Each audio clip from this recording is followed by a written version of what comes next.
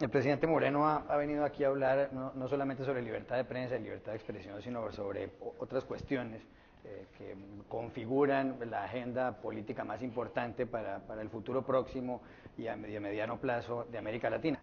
Hace poco usted me decía que veía en América Latina hacia el futuro, en el corto plazo y en el mediano plazo, más o menos 6 megatendencias fue la palabra que usted utilizó. Y ahí había dos cuestiones que se refieren a la libertad de expresión. Más allá de las cifras que haya sobre violencia, sobre concentración de medios de comunicación y otros asuntos de actualidad en América Latina, usted, por ejemplo, se centraba en lo que tiene que ver con la manera como la gente joven está recibiendo hoy la información, que por supuesto puede contribuir a que haya una mayor libertad de expresión. Y me hablaba en concreto de países como Brasil. Usted me decía que en el Brasil los jóvenes están utilizando las redes sociales más que los jóvenes en Estados Unidos. ¿Qué va a pasar con la libertad de expresión que tienen los jóvenes y con la forma como van a recibir ellos la información de aquí en adelante? Ahora cuando lo oí hacer esta presentación, me remontaba hace 20 años cuando estaba en TVO y pensaba lo siguiente. En esa época, en Colombia se estaba dando el cambio de la televisión de blanco y negro a color. Vino toda esta discusión de cuál sistema, si era el sistema americano, el sistema francés, el sistema alemán.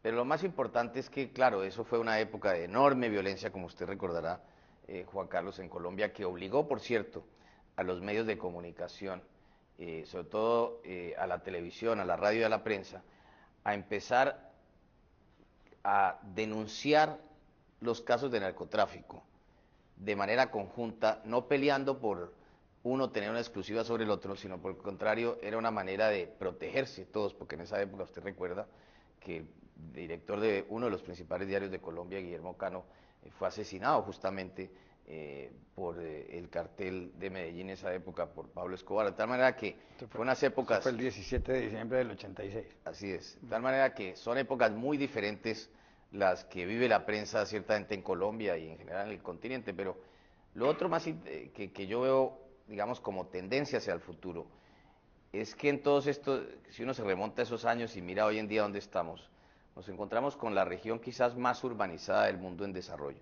Cerca del 77% de los latinoamericanos viven hoy en ciudades. Y 5 de los 10 países que más horas usan en redes sociales están justamente en Latinoamérica. Uno de ellos, como usted anotaba, es Brasil, en el cual los brasileños hoy usan más tiempo en las redes sociales que los latinoamericanos. Y no es entonces de sorprendernos que encontramos que, por ejemplo, las mediciones de sintonía de la televisión abierta, como la conocíamos, ya no tienen los ratings de sintonía del pasado, porque hay una gran oferta de medios y de información como la recibe todo el mundo. Y de otro lado es igualmente esto cierto para la prensa, de tal manera que sé que ahora van a tener una gran discusión y es muy importante de paso tener discusiones acerca de la libertad de prensa permanentemente, pero creo que lo interesante para América Latina es la forma como hoy en día se informan los jóvenes y sobre todo los latinoamericanos y la velocidad con que esa información llega. Y creo que ahí hay todo un espacio que está permitiendo crear formas de información que son absolutamente nuevas y que cada vez más, creo yo, vendrán con marcas propias de Latinoamérica. Si yo le preguntara a usted cuál es el gran reto que tiene en un futuro próximo la libertad de expresión en América Latina, ¿usted qué contestaría? No, yo creo que el gran reto obviamente se desprende de la fortaleza de nuestras propias democracias y creo que una democracia que tenga fuerza esencialmente tiene que tener una prensa fuerte y creo que en esto es muy importante que debates como el que se celebran hoy se mantengan y se mantengan en los países y sea un tema que esté arriba en la agenda porque creo que no hay duda de que la otra gran evolución, si miramos 20 años atrás, es que hoy en día tenemos elecciones en todos nuestros países, que tenemos sistemas democráticos con mucho debate, pero todavía democracias imperfectas que parte de su maduración pasa justamente por tener, entre otras, una prensa fuerte. En este año 2014 hay 7 elecciones presidenciales en América Latina.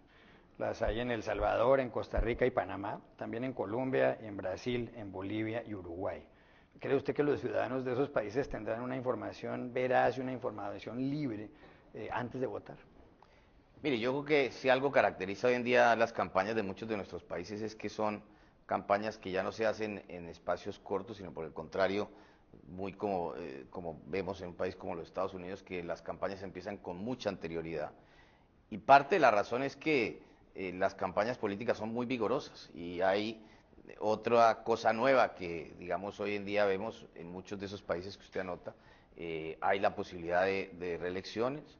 Eso no es una seña de algo malo, por el contrario, yo creo que el hecho de que se vayan consolidando nuestras democracias supone que los periodos presidenciales puedan por lo menos durar siquiera 2 periodos. ¿A usted le gustan las reelecciones? Sí, me gustan no indefinidas, pero sí, sí, creo que son buenas para la democracia, además consolidan las gestiones de gobierno. Mira, hay otra megatendencia. Usted hablaba mucho, por ejemplo, de la productividad. Y aquí cambiamos un poco de tema. Y del crecimiento de las clases medias en la región. En 20 años, una tercera parte de los países de América Latina van a tener un ingreso per cápita similar al de Portugal antes de la última crisis económica. ¿Qué explica eso y qué va a pasar de ahí en adelante? Bueno, ese es un punto muy importante, Juan Carlos, porque, digamos, cuando uno observa la economía latinoamericana y es algo que nosotros le dedicamos mucho tiempo, obviamente, que una institución como el BID tiene una mirada en el largo plazo, toda vez que no solamente nuestros créditos, como el hecho de que los países a que les prestamos son siempre básicamente los mismos. Y cuando uno toma distancia sobre eso y mira hacia el futuro, lo que se encuentra son cosas como que, por ejemplo, hace 20 años la mitad de los latinoamericanos vivían en una situación de pobreza, hoy en día ese número es una tercera parte, y en 20 años, o menos quizás, el promedio de los latinoamericanos pueden estar cerca del 90% fuera de la pobreza, o sea, 10% estarían en la pobreza. Es una enorme evolución, y como usted anota, es cierto de que si de mantener una tasa de crecimiento en torno al 3,5, de 3,7%, podemos ver, no todos los países, pero algunos llegar a una situación parecida a la que usted anota.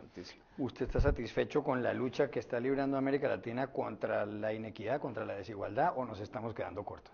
A ver, yo creo que la mejor noticia es que este ya no es un tema que está, digamos, dentro de unos círculos dentro de nuestros países. Yo creo que los problemas de inequidad es algo que contagiaron a todos los círculos políticos, pero sobre todo técnicos y que es un enfoque muy profundo que todos los países tienen. Tanto así que si algo demostró, sobre todo lo que vimos en los últimos años, es que por primera vez en muchos años esa tendencia a tener una enorme desigualdad en América Latina se empezó a cerrar. Eso en buena medida tiene que ver con el hecho de que hayamos tenido una tasa de crecimiento sostenida en torno al 3,5, 4% en los últimos años. Y eso pasa en comparación con lo que uno ve en países como los Estados Unidos, que la inequidad, por ejemplo, no tanto la inequidad como la diferencia de los ingresos se empezó a ampliar. De tal manera que creo que la conciencia y las políticas públicas atinentes a resolver los problemas de inequidad están ahí, no se resuelven de la noche a la mañana y lo que uno encuentra hoy en día son sociedades como las nuestras, en que tienen unas crecientes clases medias que están insatisfechas y que quieren resultados hoy y rápido. Hace algunos meses, varios ya, usted publicó un libro donde argumentaba que esta década, la que empezó en el 2010, es la década de América Latina. Ya entramos en el 2014. ¿Usted sigue pensando en lo mismo que en ese libro o se le fue la mano? Bueno, obviamente cuando yo escribí ese libro no estábamos con los efectos de la crisis financiera internacional. Creo que la buena noticia de esa crisis es que ni empezó en Latinoamérica y Latinoamérica demostró que podía salir de la crisis con éxito, que yo creo que es un gran testimonio a lo que aprendimos en todos los años, digamos, de crisis económicas anteriores. Dicho eso, obviamente que no es lo mismo el crecimiento, digamos, que venía los 5 años anteriores a la crisis en que estábamos creciendo en un promedio por encima del 5%, y eso, digamos, visto hacia adelante, creo que de todos modos tenemos esa oportunidad y tenemos esa oportunidad ahora, arrancamos un año con vientos a favor de la economía de los países desarrollados en un ciclo que seguramente va a ser un ciclo expansivo, pero los riesgos para los países latinoamericanos es no avanzar en las reformas que conducen a mayor productividad, que nos permiten romper, digamos, ese ciclo histórico de crecimientos en torno al 3,5, 4%, y por el contrario colocarnos más hacia el 5, 6%, que es a donde tendríamos la posibilidad de cerrar tantas brechas que tenemos. ¿Qué tan optimista es usted con respecto al crecimiento económico de América Latina en este 2014 entonces? Yo creo que este año vamos a tener un crecimiento cercano al 3,5%. Creo que habrá países que van a crecer más que otros, pero sin duda creo que vamos a tener en general un buen año. Hay unos riesgos. ¿Cuáles son esos riesgos? De una parte, la velocidad con que la Reserva Federal de los Estados Unidos empiece a reducir el llamado quantitative easing, que es básicamente los montos de dinero que estaba poniendo, o la liquidez que estaba poniendo en el mercado todos los meses. Eso tiene un efecto sobre las tasas de interés, y en la medida que las tasas de interés aumenten, pues vamos a ver que los activos y los flujos de inversión que estaban llegando a América Latina pueden regresar a los países desarrollados. Y de otro lado, creo que el comercio mundial como un todo ha empezado a crecer. Eso es una buena noticia, porque veníamos de tener tasas de crecimiento, el crecimiento mundial en torno del comercio mundial, perdón, en torno al 5 o 6%, el año pasado fueron como del 2, o sea, había caído los montos de comercio. Y de otro lado, los precios de los productos básicos. Hay una gran pregunta si el llamado superciclo de los productos básicos está terminando o no, y somos una región que todavía tiene productos básicos, sean ellos alimentos o minerales. En esta lista de 6 tendencias de América Latina, a usted le llama mucho la atención algunas cuestiones, o le llaman la atención algunas cuestiones de la demografía. En su libro usted constataba que el promedio de edad de América Latina es de 27 años. El latinoamericano común y corriente o promedio tiene 27 años, es una edad pues joven sin ninguna duda. Pero eso va a cambiar, la población se va a envejecer, la gente tiene menos hijos. ¿Qué consecuencias va a tener eso para la región? Pues a ver, primero muchas por varias razones, como usted muy bien ha notado, Juan Carlos. Si uno mira otra vez, haciendo esta proyección al año 2025, o sea, 11 años hacia adelante, vamos a tener cerca de 100 millones de nuevos latinoamericanos, es decir, vamos a estar llegando prácticamente a una población en torno a los 700 millones de habitantes. Pero el llamado bono demográfico, me refiero al hecho de que hoy los latinoamericanos tienen una edad promedio de 27 años, la medida que ese bono demográfico vaya desapareciendo, es decir, que nuestra población envejezca más, pasan varias cosas. La primera es los gastos de salud.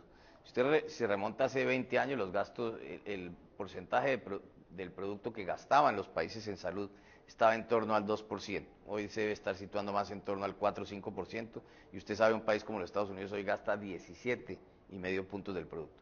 O sea que tenemos que hacer mucho para no llegar a caer, digamos, en los problemas que las sociedades más desarrolladas tienen.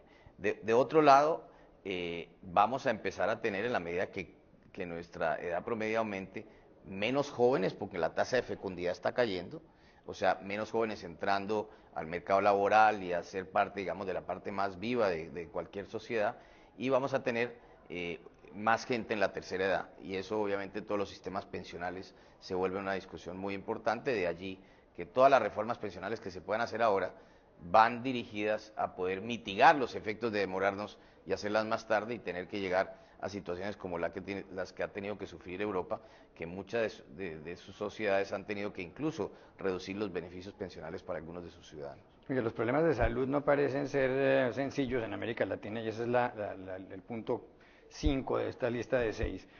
Por ejemplo, México se ha convertido en el país con más obesos del mundo. El 32,8% de los mexicanos son obesos, y el 14% son diabéticos.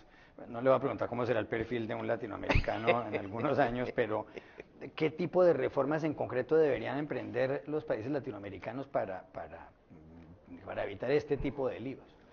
A ver, no hay duda de que lo que usted anota es absolutamente cierto. O sea, hay unos cambios fundamentales en la salud y en los retos de la salud. O sea, ya no es el viejo sistema francés en que todo se concentraba en la salud alrededor de que cualquier problema que hubiera tenía uno que ir a los hospitales.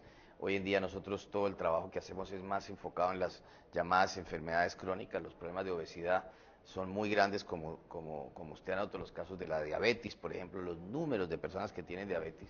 Y de allí todos los temas de levantar toda la conciencia alrededor de los temas de nutrición, de ejercicio. Por ejemplo, una de las cosas más sorprendentes, si miramos la generación de nuestros padres, hacía mucho más ejercicio que nosotros, y nuestros hijos hacen menos ejercicio que nosotros. Pero eso es cierto, uno ve todas las ciudades llenas de gimnasios, no puede ser. Pero ese no es lo que dicen digamos, las estadísticas. Es posible que nuestros padres y nuestros abuelos caminaran mucho más, tuvieran otro tipo de ejercicio, pero la verdad y lo que dicen todos los estudios alrededor de esto es que hay mucho menos conciencia del ejercicio, conciencia de me refiero a Latinoamérica, mucho menos conciencia alrededor de la buena nutrición, y son temas que están cada vez más en la política pública, y la necesidad de enfocarse en esas enfermedades crónicas es algo fundamental como parte de lo que los gobiernos deben hacer, y creo que es un reto inmenso por el crecimiento del número de enfermedades crónicas como casos del corazón, diabetes, cáncer, por ejemplo, muchos casos de cáncer de mama y otros, que por pura falta de conocimiento, de buenas campañas, se llega a encontrar mujeres que tienen ya niveles 3, por ejemplo, en algunos de los cánceres que se encuentran. De tal manera que empezamos a tener, en resumen, problemas de países desarrollados desde el punto de vista de la salud en América Latina. Finalmente, a usted le preocupa mucho el asunto de la energía. La población en América Latina crece y crece y llegará en pocos años a 700 millones de habitantes, como usted acaba de decir. ¿Tiene capacidad la región para producir la suficiente energía para toda esa gente? A ver, empecemos por lo siguiente. En los siguientes 20 años, América Latina tiene que doblar su capacidad de energía, es decir, la capacidad de generación de energía. ¿Por qué? Porque es lo mínimo que necesita para mantener el ritmo de crecimiento de nuestras economías, y es mucho más rápido. Si una economía, digamos, está creciendo 3,5, 4%, es posible que su industria, sobre todo algunas de las industrias manufactureras o de servicios altos consumidores de energía, estén creciendo a tasas que sean el doble de esta. De tal manera que uno es la mayor generación de energía. Eso significa inversiones gigantescas en un país como, por ejemplo, Brasil debe estar en torno a los 90, 100 mil millones de dólares de inversiones nuevas que hay que realizar simplemente para mantener el ritmo de consumos de energía. Lo otro es, digamos, el lado de la oportunidad. México y Argentina, por ejemplo, tienen hoy en día quizás de las mayores reservas del llamado shale gas, que es la gran revolución que hoy en día vemos en los Estados Unidos.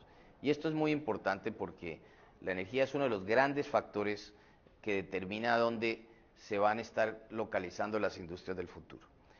Hoy en día, por ejemplo, en Centroamérica, un hogar promedio centroamericano paga 3 y hasta 3 veces y media más en costos de energía que lo que pagan, por ejemplo, ese mismo hogar en los Estados Unidos. En un país como Honduras, el subsidio que el gobierno da puede sumar cerca de 1,5% del producto. En un país como Dominicana es cerca de 1.200 millones de dólares al año. De tal manera que esto es un gran peso sobre las economías, y resolverlo con éxito va a ser fundamental. No solamente en la parte de generación, sino también en la parte de distribución, y con el enfoque sobre todo en los grandes usuarios de energía, para que estos puedan producir con éxito y en todas estas industrias transformadoras, en las llamadas cadenas de valor, que además es la forma de producción sobre la cual vamos a tenernos que remolcar hacia el futuro. ¿Qué es el shale gas? El shale gas es básicamente un gas que se consigue básicamente, yo no sé toda la parte tecnológica, pero es un gas que está o bien en el mar o en el territorio, que básicamente con un sistema de fracking que fue desarrollado en los Estados Unidos, que consiste en inyectar volúmenes de agua muy grandes, suelta el gas, y ese gas hoy por hoy se está produciendo a unos costos muy competitivos, una fuente renovable de energía. Y como le digo, de hecho, si usted mira las importaciones de energía de los Estados Unidos en los últimos 2 o 3 años han venido cayendo porque han sido sustituidas por shale gas justamente. Esas reservas de shale gas, los dos grandes depósitos están en Norteamérica y también en Argentina, en la región del sur de la Argentina, que típicamente se le conoce como Vaca Muerta.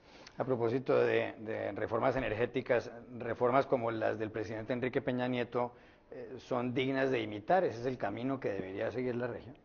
Pues mire, yo creo que yo primero le doy un enorme crédito al presidente Peña Nieto por el conjunto de reformas que hizo y la forma en que las hizo, porque reconoció que para hacer reformas profundas en un país no era suficiente tener mayoría simple, sino por el contrario, convocar a todas las fuerzas políticas del país y resultó con lo que en México se ha llamado el Pacto por México.